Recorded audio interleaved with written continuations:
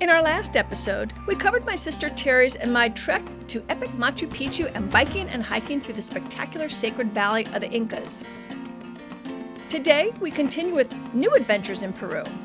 We hike with alpacas and llamas up a colorful rainbow mountain. We take a motorized canoe up the Amazon River basin to see hundreds of macaws pecking on a cliff at early dawn as they seek the minerals that the clay provides. We fish for piranhas. We hike in the Amazon rainforest. We ride dune buggies across ginormous sand dunes and then slide down them on a board. We also visit the Uyuni salt flats of Bolivia, a definite highlight, and so much more. Terry and I had an absolute blast, and I can't wait to share it with you. So let's get started. Welcome to the Active Travel Adventures podcast. I'm your host, Kit Parks. We finished up the last episode by climbing Machu Picchu with my affiliate Active Adventures, but our tour with them didn't stop there. We had a rest day / free day in the historic and charming Spanish colonial town of Cusco, and then we set off for the Peruvian Amazon rainforest. I've never been to the Amazon, so I was super excited to see what it would be like.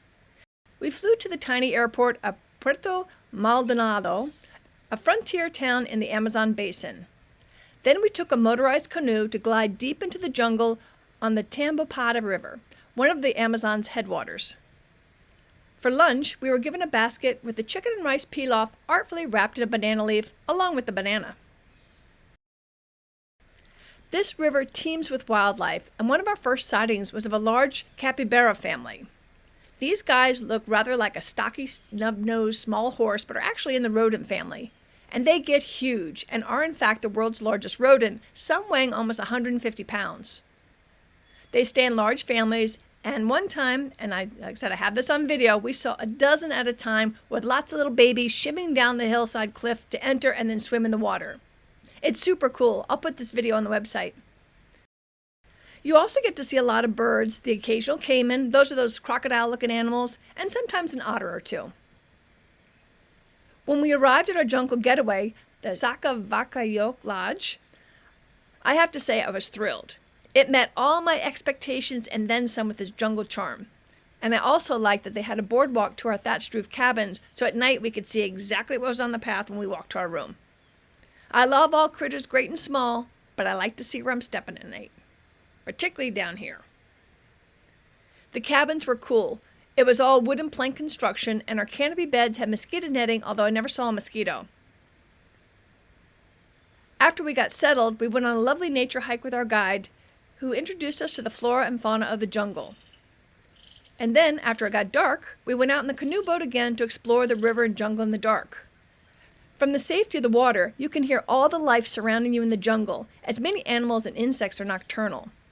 As we motored down the river, we saw the occasional caiman slide quietly back into the water. Our boat driver and guide had expertly trained eagle eyes to point out all sorts of critters we never would have seen on our own. It was super exciting.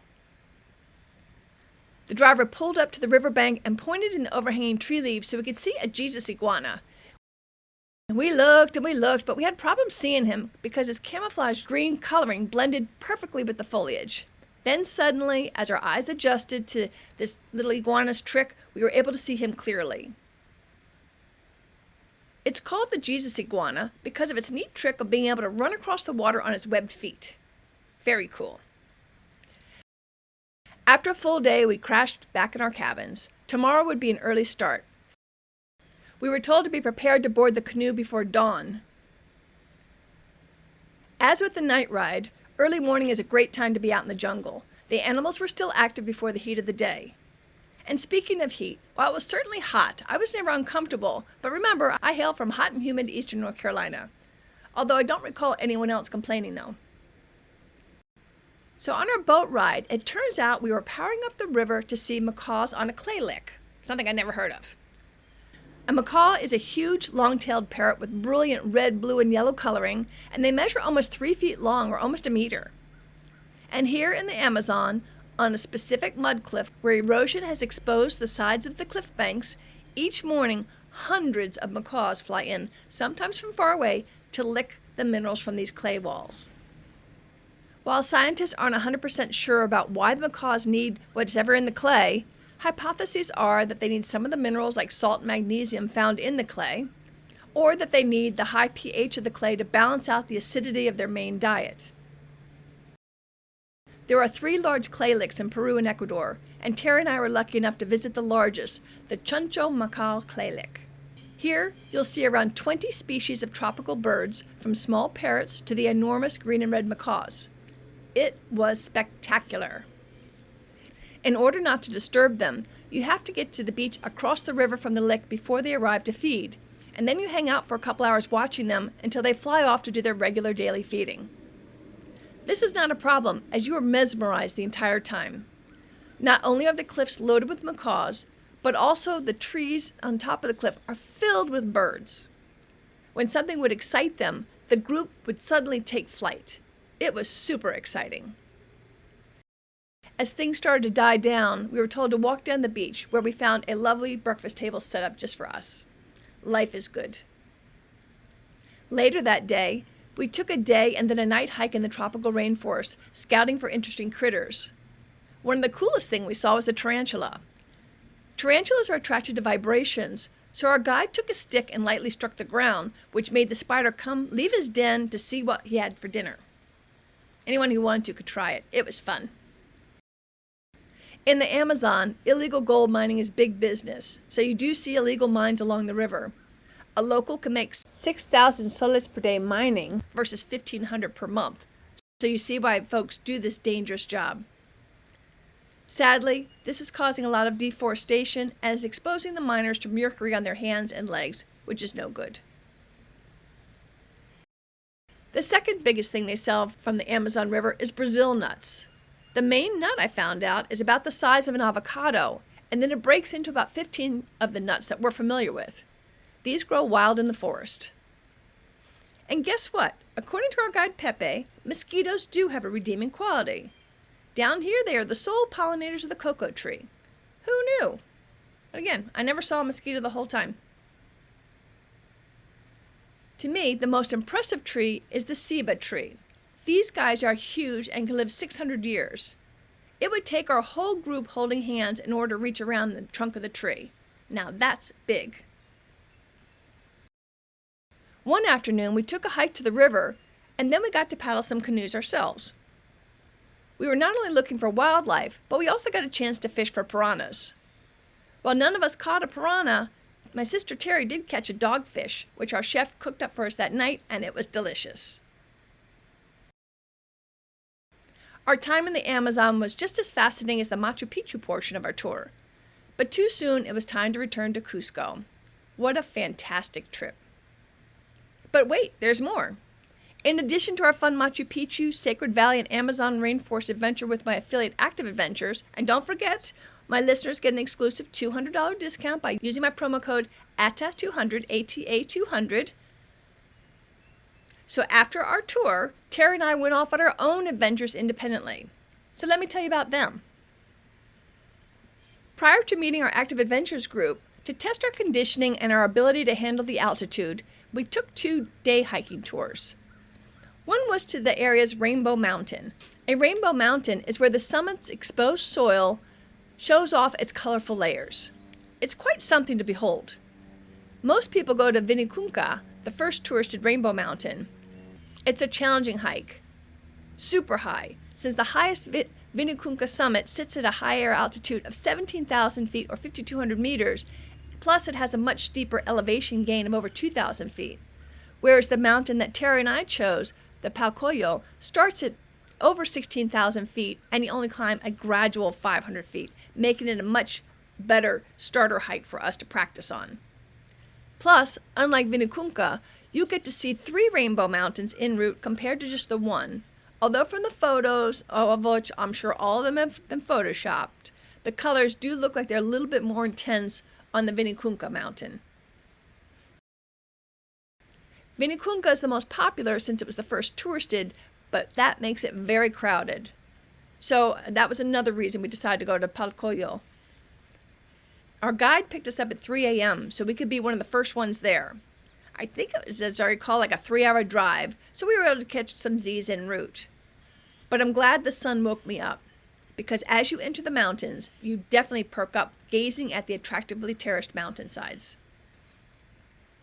We had the trail pretty much to ourselves and one old man who was walking his colorfully accessorized llama. It was beautiful with multicolored tasseled earrings and a crocheted bandana necklace and a woven wool back blanket. But you can't ride a llama because they can only carry about 100 pounds. But we were allowed to walk the llama on a lead as part of our admission to the park. Yes, it was cheesy, but we still enjoyed doing it and took photos. When we reached the top, there was another crusty old man with a deeply etched face weathered by the sun and wind.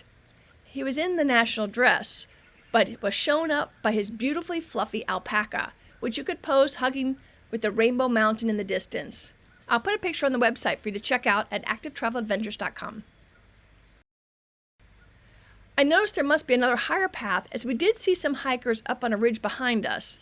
It was the first other hikers that we saw until we returned to the van where the morning cars were starting to arrive. Terry and I were delighted with our choice of Palccoyo, but there was one other day hike we wanted to do before our Machu Picchu adventure. We wanted to climb up to Humantay Lake, 2.5 miles above sea level, to see its turquoise waters surrounded by granite snow-capped jagged peaks. I confess, this hike was hard. And like Palccoyo, our guide picked us up before dawn for the steep uphill trek. Before we started our climb, without further instruction, our guide instructed us to choose a small stone to bring to the top, so we all placed our chosen stone in our pockets. We slugged our way up the mountain for a couple of tough hours. En route, a horseman offered us a quote-unquote Uber ride with a laugh, but we all politely declined. When we reached the Incan sacred lake, the guide gave us 3 cocoa leaves and asked us to pull out our stone. He then recited a prayer to Pachamama, the Earth Mother, and instructed us to find a nook in the stone wall to insert our 3 leaves held in place with our rock as an offering to Pachamama. As mentioned on the last episode, Pachamama seems to trump Christianity here, despite the Spaniards' efforts to instill Catholicism. They've created a hybrid of the 2 faiths. The ritual we did is called apacheta. You aren't allowed to touch this sacred lake. Sometimes you can see a shaman performing rituals around the lake, but we weren't lucky to see so that day. Since this lake is glacially fed, the water would be freezing, so it's not something you'd want to swim in anyway. And even though we got there early, it was already crowded with hikers surrounding the lake. In our group, and judging by the accents and languages I heard, we were one of the few I heard from the US or Canada. Most seemed to be from South America, with a smattering from Europe. A couple of notes about elevation. We climbed 4,200 meters to almost 14,000 feet. In the too much information category, I got a laughable nosebleed while going to the bathroom when we went back to the van. It spurted while I was wiping myself, and I was laughing while trying to decide which body part to wipe first. It turns out that as you go higher, the atmospheric pressure decreases, meaning that the higher pressure in your blood vessels can exceed the outside pressure, causing one to burst, which is what happened to me in the toilet. It looked like there had been a massacre in my stall, and I did my best to clean it up. And another important thing to remember about altitude. You are much closer to the sun, so always wear a wide brim hat and plenty of sunscreen, reapplying often. I personally prefer to hike in long sleeves and pants to protect my skin. I find it cooler too. And as I mentioned on the last show, I was taking daily altitude pills that my doctor prescribed to assist me in acclimatizing to the elevation, plus I'd spent a couple of days in Cusco adjusting before I started doing any vigorous activity. It's recommended you get there hopefully 3 to 4 days before you start doing anything, which is what I did. Terry, on the other hand, jumped right in, but she's always seemed to be able to handle altitude better than I can. I noticed that on our Costa Rica Chiripo hike. People handle altitude differently, and it can even be different trip to trip. So whenever possible, allow yourself time to get used to the elevation before you start doing anything. Finally, be sure to drink tons of water. That can also help you adapt to the heights. Also, before our Active Adventures tour began, in addition to our 2-day hikes, Terry and I had a chance to explore Cusco. All 3 activities I highly recommend, and try to allow time for that. Peru is a long way away from North America and Europe. I now prefer to minimize my flights by staying longer periods and exploring deeper when I travel. My plan was to spend the fall and winter exploring parts of South America. Remember, I was technically homeless at this time since I sold my house in 2020, so I had the ability to be a vagabond without worrying about a home. I wanted to spend a month in Peru, and now that Terry's retired, I was able to convince her to do the same. So after our Active Adventures tour, Terry and I still had a couple weeks to further explore Peru. Around here, locals get around by bus. But Peru is huge, and some of the places we wanted to go to were a long way away, meaning tons of time on a bus, with not necessarily convenient arrival times. I'd always try to arrive at new locations before dark to give me a chance to get settled into wherever my lodging is without sweating, is this a good neighborhood or did I do bad or whatnot? So my goal is to try to be places by 4 o'clock. Can't always do that with a public bus schedule. But trying to figure out the logistics for our trip, I discovered a company that solved our problems. Currently, they operate in Peru, Ecuador, and Bolivia. In Peru, it's called Peru Hop and is aimed at the younger backpacker crowd. So even though we'd be traveling mostly with young adults that could almost be our grandchildren, Peru Hop offered us some great benefits. Instead of a city route, they have a southern Peru route, which goes to Peru's main tourist destinations. A bus goes to each destination each day, and you can schedule online when you're ready to move forward on your next stop. You buy one ticket that covers all the stops going in one direction.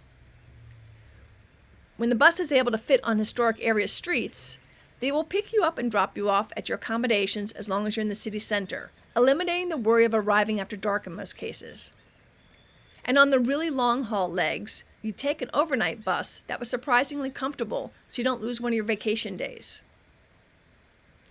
They also sell the excursions to the main tourist activities as recommending lodging on the same ticket at what looked to me to actually be a discount instead of just sold as a discount or a convenience. And they allowed us to combine our Peru Hop ticket with a detour to Bolivia so we could see the Uyuni salt flats, La Paz, and Copacabana. I'm sure we could have ridden the local bus for a fraction of the price, but the convenience, the reliability, the service, a guide that you could ask questions, to me was worth the modest fee. I thought the whole concept was a brilliant idea, and I'm sure they'll be successful and expand to other countries. You can choose the pass that starts and ends where you want, so we started in Cusco and finished in Lima, where we'd both be flying out, me to Chile and Terry back to the States. So here are a few places we visited on our own. Our first stop was Puno, where we took a boat to see the famous Uru Reed Islands on Lake Titicaca. The Reed Islands straddle the border between Peru and Bolivia in the Andes Mountains. It's one of South America's largest lakes and the world's highest navigable body of water. It's said to be the birthplace of the Incas. The locals, trying to escape harassment from the conquering Incas that would capture and enslave them, built floating islands from reeds that could be moved in case of danger. There are currently about 120 of them, and you can visit one to learn how they live and build these fascinating islands, homes, and even their boats out of these totora reeds that grow abundantly in the waters along Lake Titicaca. I love seeing and learning about the Uru culture, but I have to say I was disappointed that instead of focusing on building an in-depth cultural experience, they offer a brief summary and demonstration before spending most of your time there trying to sell you tacky trinkets that you could buy on the mainland.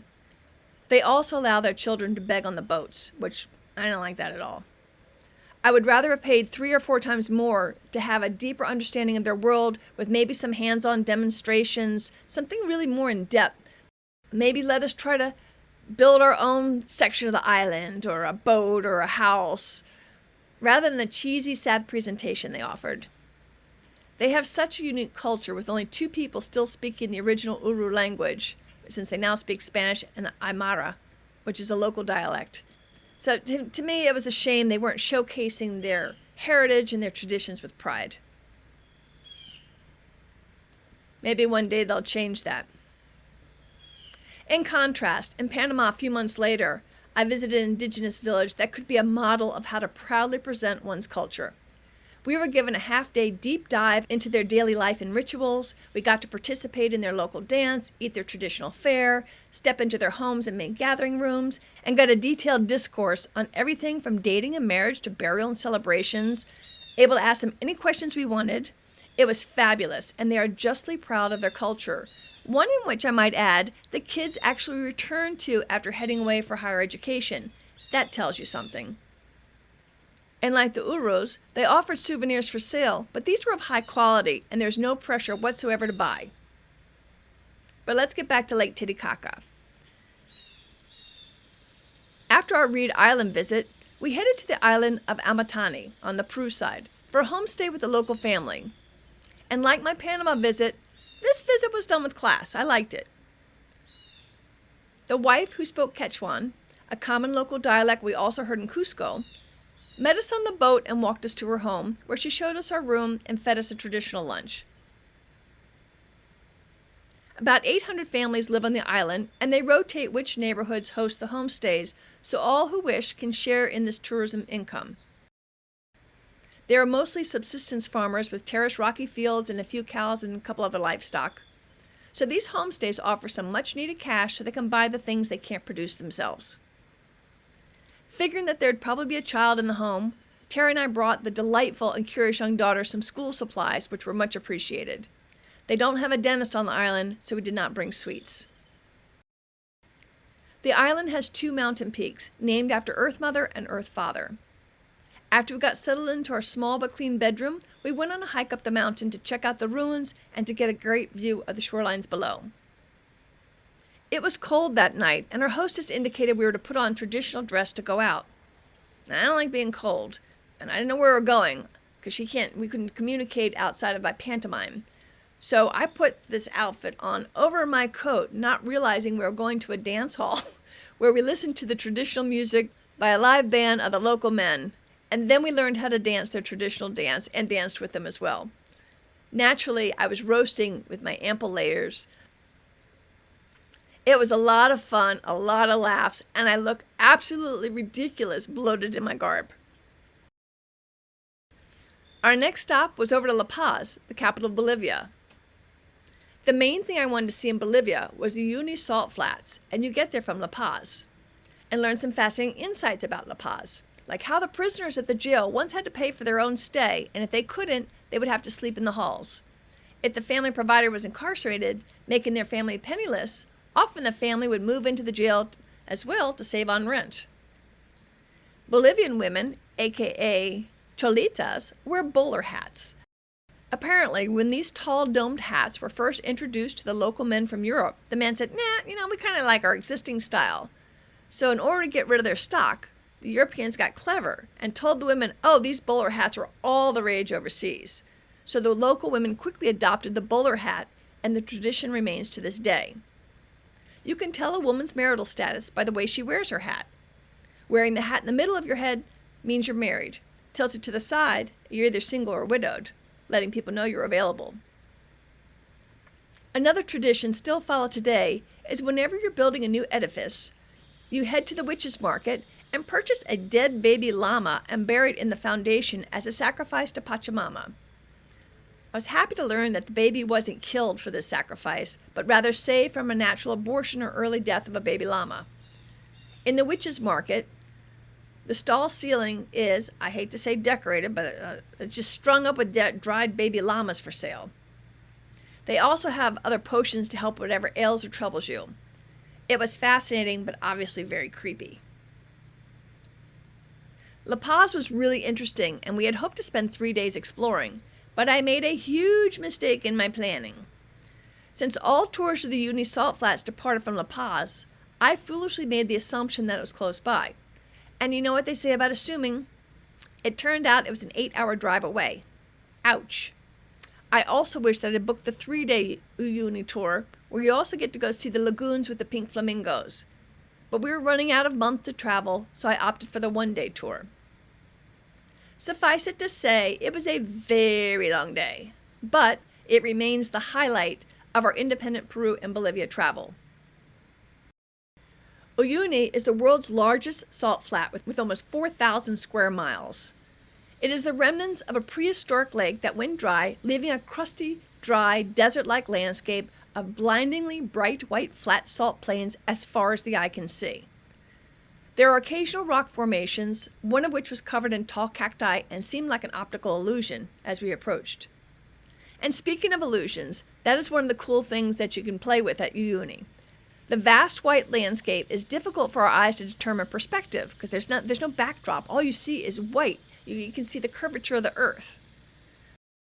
Thus, our guide took some fun photos of us where he held, like for example, an 8-inch stuffed llama in his hand right in front of the camera and would tell us to step back about 30 feet and act like we were riding a camera, like I was about to lasso. So in the photo, the llama, this little 8-inch llama, looks life-size and like I'm riding a big stuffed animal out in the salt flats. He also laid out a wine bottle, and again, standing 30 feet away, our little group acted like we were surfing on top of the bottle. I have another photo of me taking a small plastic dinosaur and pretending like I was King Kong trying to pummel my scared-looking group down below. It was a hoot. After taking our photos and wandering on the crunchy salt flats, which formed interesting hexagonal shapes on its surface, we noticed that our guide had set up a table, complete with tablecloth and chairs, and asked us to join him in a glass of wine as we watched the sun slowly set down over this magical land. Fantastic. It was totally worth spending 16 hours on a bus that day, but I would recommend that if you go, allow a bit more time and do the 3-day tour instead. It's a lot less exhausting. Some other highlights include staying a couple days in the charming Arequipa, also known as the White City for its pretty white architecture. After taking a walking tour, we discovered a great rooftop bar that you'd never find on your own, where we could go up and watch the sunset each evening. Arequipa was also our launch pad to head to the Colca Canyon to go see the condors, of which we were lucky to see many. Again, I rushed and did not read the small print on this informational blurb, which mentioned that on the way back we would stop by some hot springs. And because I didn't read that, we didn't bring our bathing suits, but we didn't want to miss the treat, so we rented one at the springs, which was scary in and of itself. But I'm happy to report that even though we were not quite sure if they were sanitized between uses, we came away unscathed. Some people do an overnight in Colca Canyon. I didn't think we would have the time because we're running out of time, as I said. And even looking back, I think the 1-day tour was sufficient. It looked, at least the time of year we were there, like a really hot and dry canyon to climb up and down. And the main reason you go there is to see the condors. And I think we got to see plenty of the main event on our 1-day tour.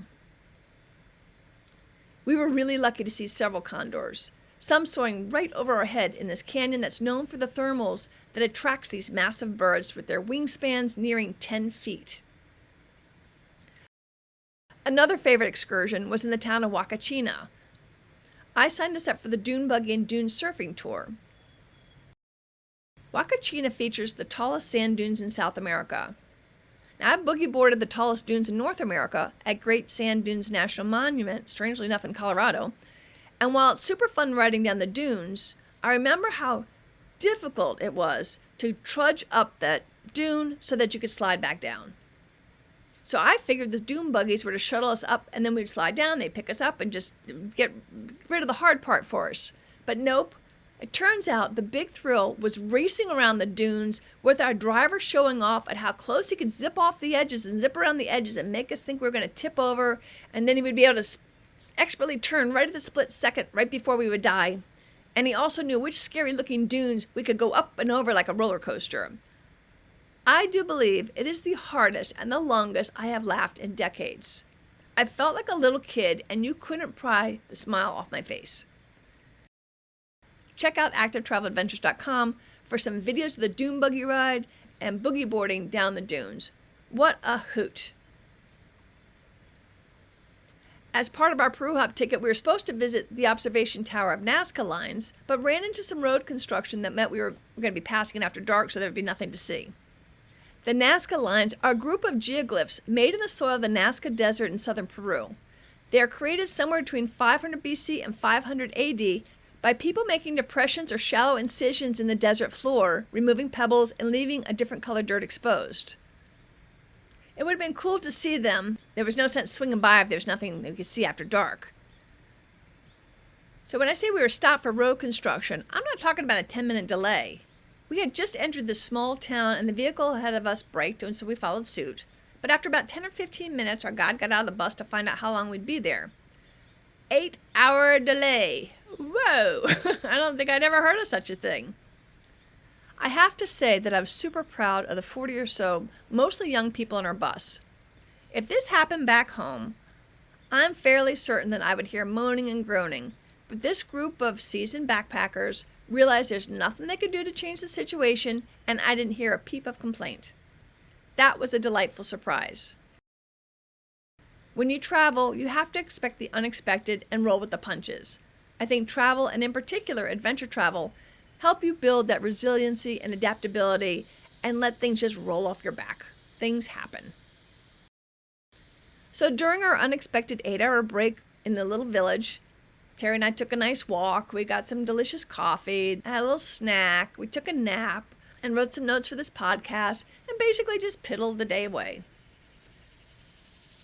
So 8 hours later, the bridge work was done, and we were on our way. And much of the route north was along a highway which reminded me of the Pacific Coast Highway. Sometimes we veered way too close for comfort by the cliff edge. But I resigned myself not to worry about it, even though I did tighten my seatbelt, like that's going to help if we tumble down that cliff into the sea. Que sera, sera. But it was beautiful. Since we would never make the Nazca lines, our guide knew of a special oceanfront restaurant we could stop for a nice meal on the way to our next destination. I found it interesting that the delay had bonded all of us bus riders, and we were in a super festive mood for dinner.